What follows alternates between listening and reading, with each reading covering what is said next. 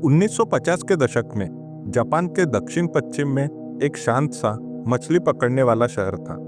यहाँ के लोग समुंदर से अपनी रोजी रोटी कमाते थे, मछलियाँ पकड़ते, खाते और बेचते थे।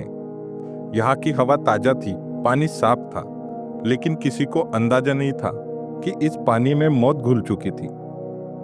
एक ऐसा जहर जो ना दिखाई देता है, ना महकता है, लेकिन आपकी हड्डियों को तोड़ सकता है, आपके दिमाग को पिघला सकता है और अगली पीढ़ी तक को मार सकता है।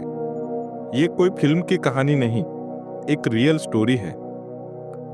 जापान के एक छोटे से शहर में 20 साल तक लोग एक ऐसी बीमारी से मरते रहे जिसका असली कारण छिपा दिया गया था, और जब सच सामने आया तो पूरी दुनिया हिल गई थी। ये है मिनीमाटा डिजास्टर की कहानी, जिसे दुनिया का सबसे खतरनाक लेकिन खामोश कातिल कहा जाता था।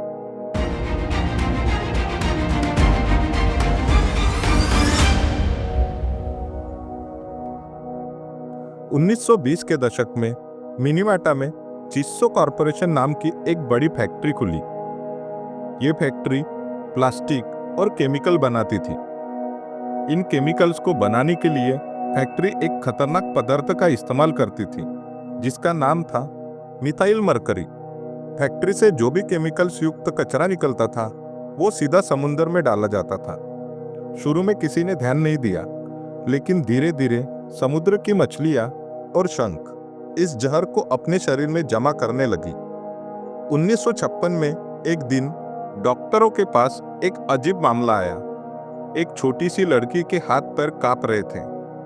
वो सही से चल फिर नहीं पा रही थी। उसकी बोली भी लड़खड़ा रही थी। कुछ दिन बाद उसके पड़ोस के और भी लोगों में यही लक्षण दिखने लगे। शरीर में दर्द, आंखों की रोशनी जाना, सुनने की शक्ति कम होना और फिर मौत। शुरुआत में लोगों को लगा कि ये कोई अजीब संक्रामक बीमारी है, लेकिन जैसे जैसे जांच हुई, यह साफ हो गया कि ये बीमारी सिर्फ उन्हीं को हो रही है जो समुद्र का खाना खाते थे। वैज्ञानिकों ने जांच के बाद पता किया कि ये बीमारी मिथाइल मरकरी पॉइजनिंग है, जो फैक्ट्री के कचरे से समुद्र में जा रही थी। यह जहरीला मरकरी मछलियों में जमा होता है, और फिर जब लोग मछली खाते हैं तो धीरे धीरे उनके शरीर में जाके शरीर को अंदर से नष्ट कर देता है, और इस बीमारी का नाम रखा गया मिनीमाटा डिजीज।